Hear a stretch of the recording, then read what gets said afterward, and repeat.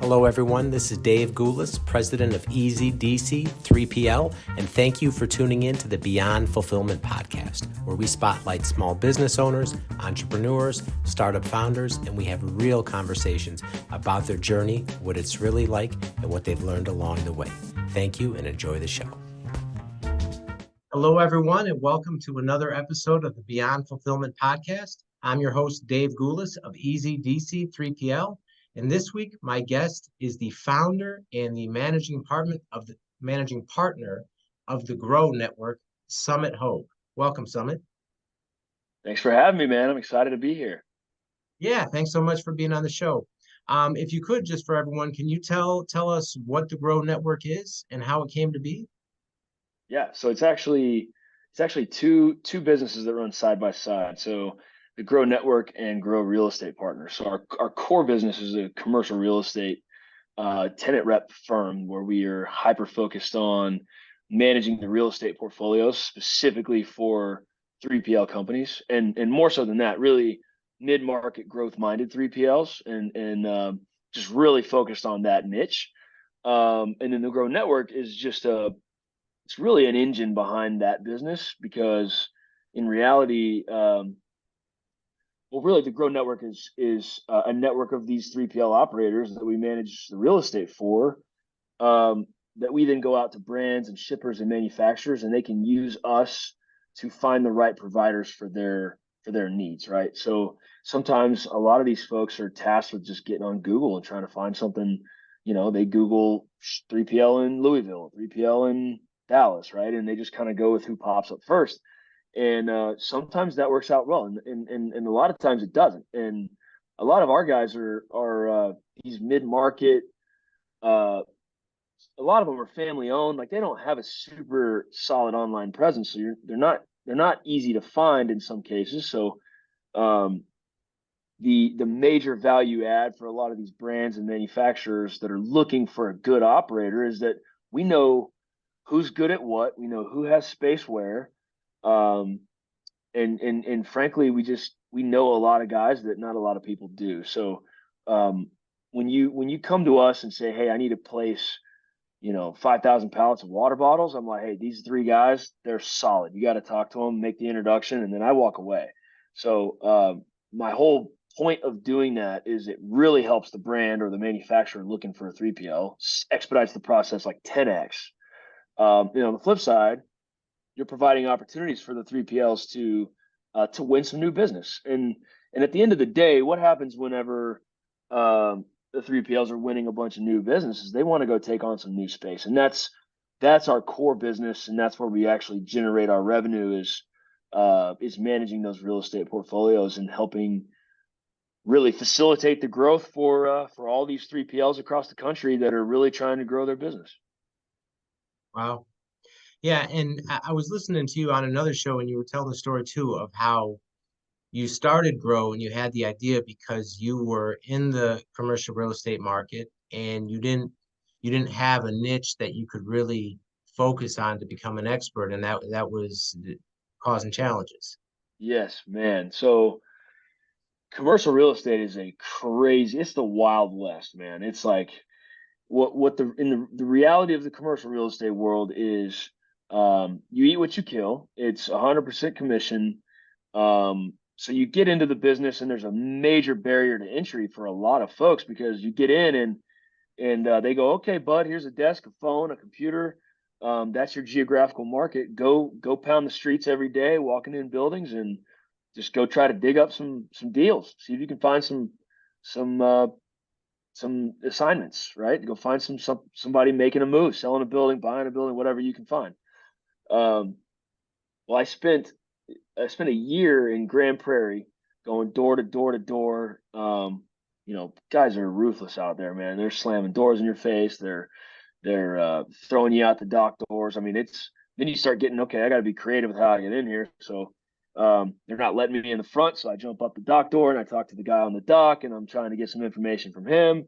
And then I go in through the back and I find the biggest office and walk in there. And the guy just, sometimes he's cool, sometimes he's going to unload on you. How in the world did you get in here? But um, that's a crazy way to do it, honestly, because that's and the guys kept saying it's going to take you 10 years before you build a business doing it this way. It's proven. All of us have done it. This is how you do it. And ultimately, I just kind of sat back and was like, man, I don't have 10 years. I gotta make something happen now. And what are they not doing? Like, what's a different way of doing this? Well, if everybody in the world in this business is focused on a geography, I'm going to focus on an industry, because there's nothing worse than walking in and pitching somebody on why they should hire you for real estate, and you don't know the first thing about their business. You couldn't tell them anything about how they operate, why they do certain things. You couldn't help them any other shape or form in their actual business. And I just felt like I just didn't have enough value add when I'm walking in. So I started focusing on an industry, start focusing in the 3PL world. I taught myself the business by really asking questions, finding synergy, um, and connecting dots for folks, teeing up the phone calls, the Zoom calls. And I just sit there and I'd listen and listen and listen to the questions he's asking, listen to the answers, and start finding motivation and figuring out what really is motivating these guys to do this and that, and really just problem solving on top of that. And what it really led to is the creation of Grow. And I left the firm that I was with because it was just a traditional real estate firm, and they're focused on their geography.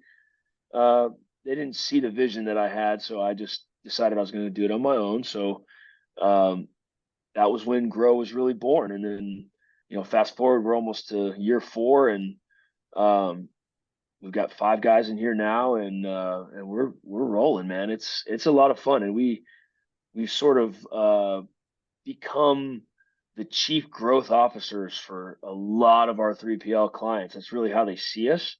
So, and they don't pay us, right? So we're a free service to these 3PLs, and we sort of operate like their chief growth officer, and it plays a major role in the success of their business. And other real estate brokers can't hold a finger to us when it comes to our niche, because they don't do an inch of what we can do for these guys, right? From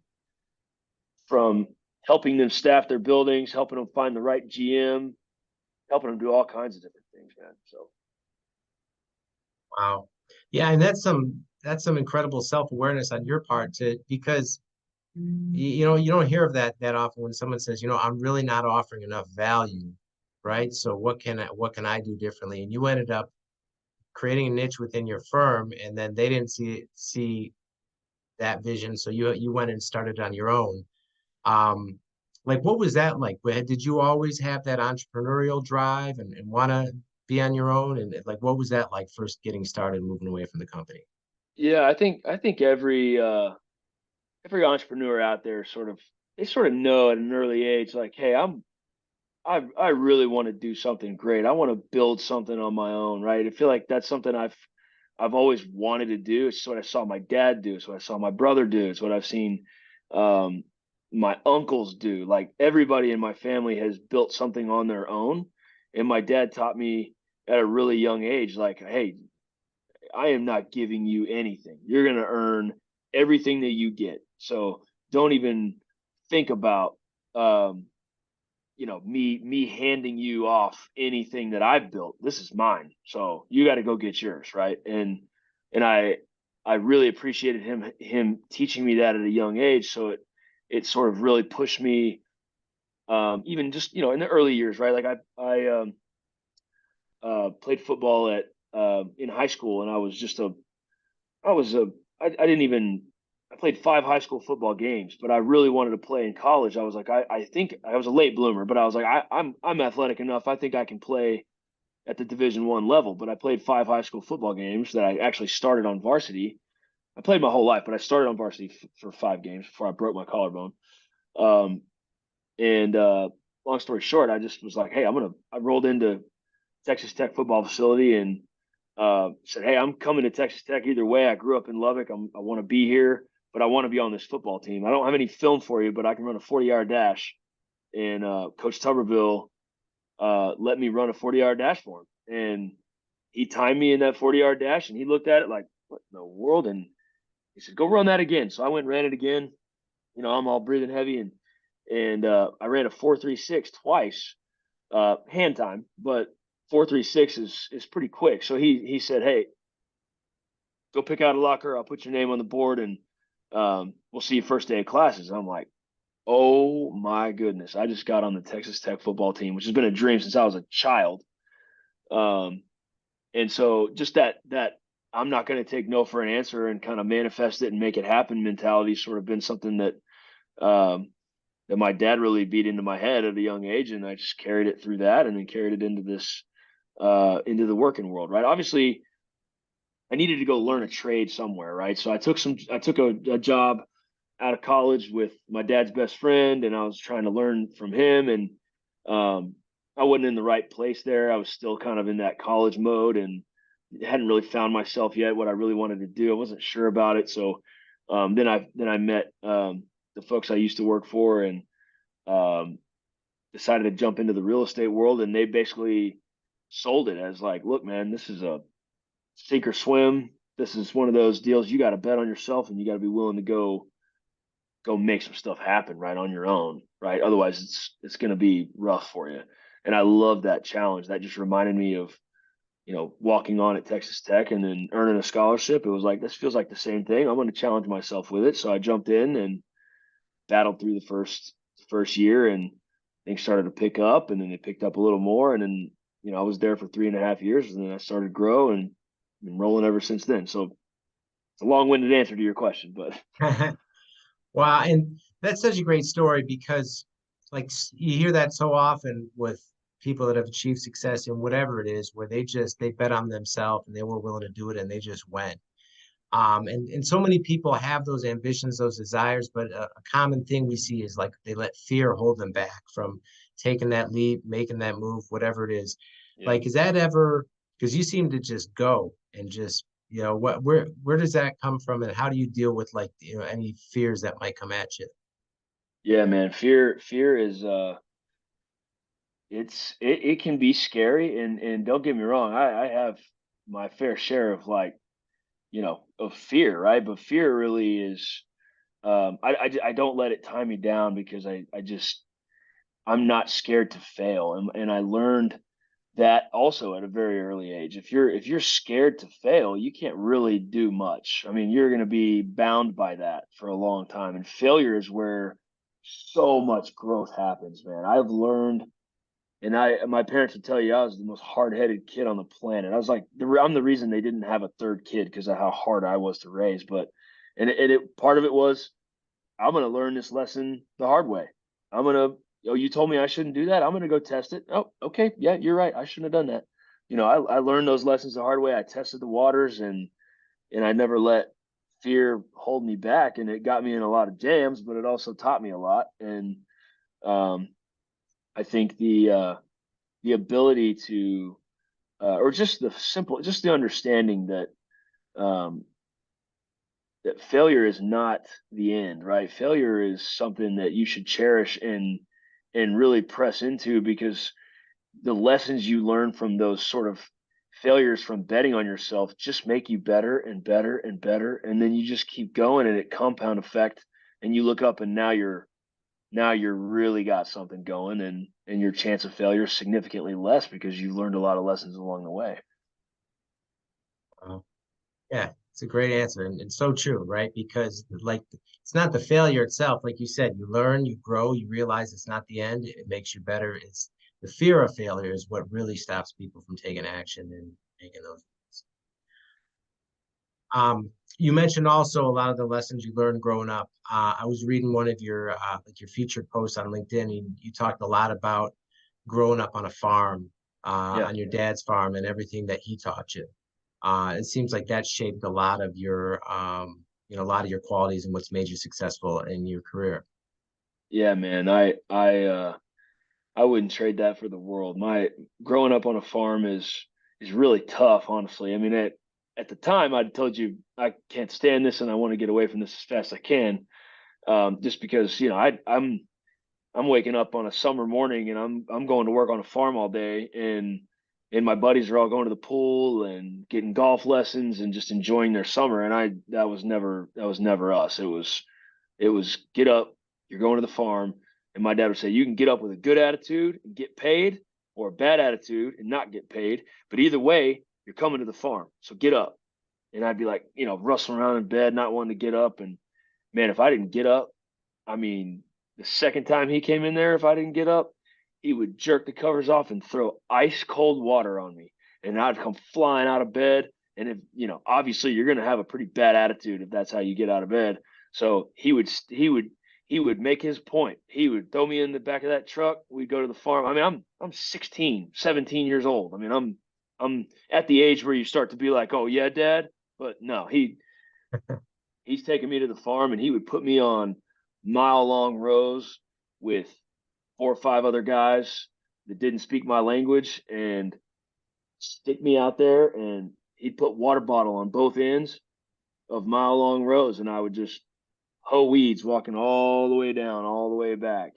And he'd meet me with a cheeseburger at noon, and wouldn't pay me. He'd stick me out there all day and be like, you can have a better attitude tomorrow? Like, yes, sir, absolutely. That kind of, so that was a hard way to grow up, honestly, but I can attribute so many things back to the way that formed the way my mind works, right? And one of my favorite things that I'm so blessed my dad taught me was, if you don't have anything to do, like if you're at work and I haven't given you something to do, you find something to do.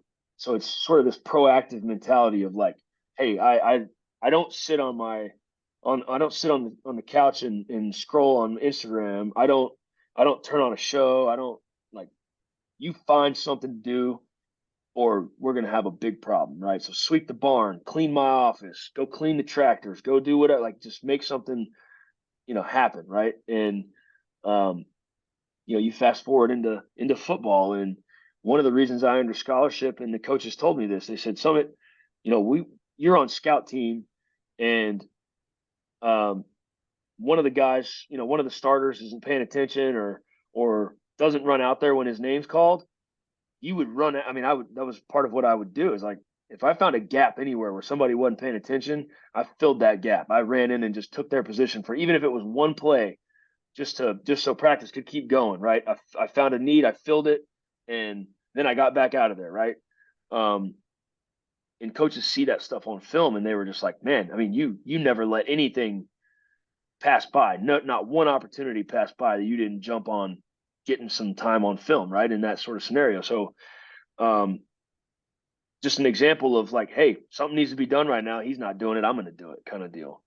And then you fast forward into the real estate business, and you're looking at, hey, there's not a real estate deal to be had right now. This guy's in a 5-year lease on his building, but what can I do for him right now to serve him, to help him grow his business, to bring some sort of opportunity to the table? What kind of problems is he facing that I can solve today, and just find something to help him that he may not even see that I could help him with, right? And those are some of the advantages that I think a lot of our clients see. They're just like, man, this is so much more than a real estate broker relationship. This is astronomically different, and they're so deeply involved in my business every day that it's kind of like, I think that a lot of them would tell you they can't see their business without us in it, and that stems from simply my dad beating into my head as a kid that if I haven't told you to do something, you find something to do and you make it happen.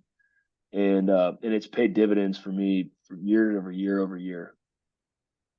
Yeah, that's a great philosophy. Like you said, proactive, and yeah, how it translates to in sales, especially too. And when you're growing a business, you always have to go the extra mile for your customers, and you never know where that next deal is going to come from. So if you're always out there with that mindset of how can I help, whatever it is, like you said, it's paid big dividends for sure. Yeah, absolutely, man. You mentioned walking on at Texas Tech. So you played alongside arguably the greatest player of this current generation, Patrick Mahomes. Yeah, man. What was that experience like? He's very special, man. We saw that so early too. It's like, and I'll be the first one to tell you, we were the worst defense in the country. I was a safety. We were the worst defense in the country. It's pretty wild because he would put up 70 points in a game and we would still lose. I mean, somehow we would still lose. So we would see, like, we're going 7-5 or 6-6, and but all 12 games this dude is doing things that just make the crowd go insane, and you're just like, how did he do that? But when the draft rolls around, and we didn't win a lot of games, we weren't in the prime time games a lot. We weren't. We were some, but not a whole lot. Not enough to where people, like, everybody knows Patrick Mahomes is going to be drafted high in this draft. But we all knew, like, this dude is special, man. Like, he's doing things that we never seen before. And going into the draft, it was really cool to know that about him, but not really sure where he's going to land. He wasn't even sure. He thought, we were at his draft party in Tyler, and he was kind of like, man, if I don't go to one of these teams pretty early, I might go all the way down to, the guys, and I might be like 25 to 30, something around there. And Chiefs trade up at number 10 and went and snagged him, and was just a shock, went top 10. And I think the Chiefs that's got to be the best draft pick in the history of the Kansas City Chiefs entire program. I mean, in the fact that Mitch Trubisky went off the board number 1, and I can't even remember who the other, maybe it was Deshaun Watson, whoever went second, and then Pat slid to number 10, was pretty wild. But crazy experience, going through all that with him. He was a little bit younger than me, so I was out of there after 1 year, but I was also head of recruiting, sort of. I don't want to say head of recruiting. I was the local kid from Lubbock that, when all the recruits were in town, I would host all the parties, and I would take the guys to go hunting, and I would take them to go, the coaches would be like, hey, we really need, you got to show these guys a good time. So I'm from Lubbock, obviously that's an honor to be asked to do that. So I would just take them to dinner, and we would go do all kinds of stuff. So I built a lot of good relationships with those guys through that. And then I graduated, came out here, and then a year or 2 years after that, he was drafted to the Chiefs. And then now, pretty wild world right now, especially when you add in the Travis Kelce, Taylor Swift stuff. But it's pretty cool, man. He's a blessed individual, and it's been a lot of fun to watch him be successful. And you still go out and see a lot of the Chiefs home games, is that right? Yeah. We're still pretty close, which is pretty cool. He's actually one of the reasons that I started this company, was because I was asking him, when he signed his contract, I was like, man, how can they pay you that much money? And he goes, Summitt, that's because they know they're going to make that much money off of me. He goes, think about who's writing my checks. And I'm like, that's a good point. You know what I mean? He's like, I just thought it was crazy that it's a really good point, because he's like, you know what? I mean,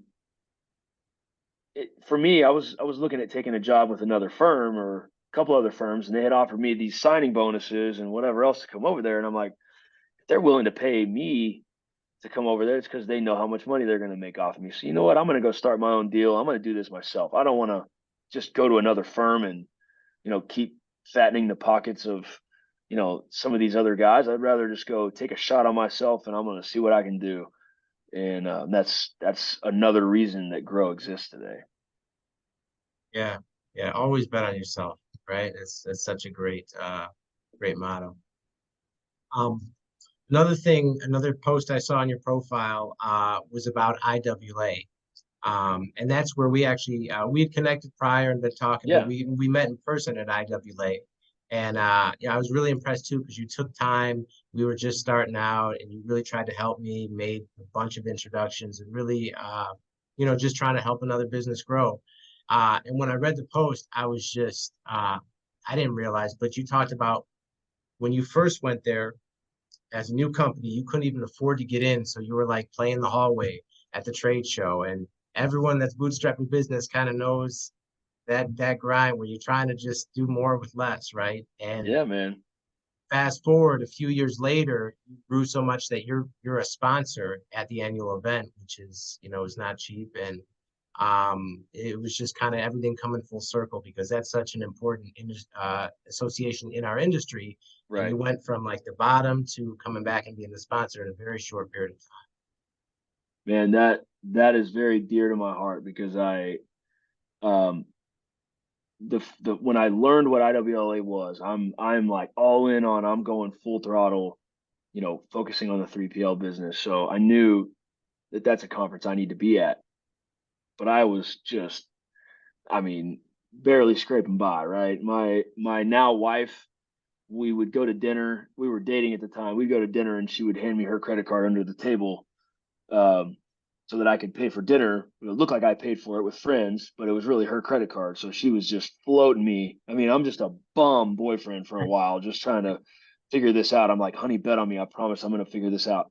And she did. And long story short, going to a conference like that, I just didn't have, whatever, $2,500 or $3,000 to spend to go to the conference. So I just said, okay, I'm gonna get an Airbnb, and there's a slave quarters of a house in Savannah.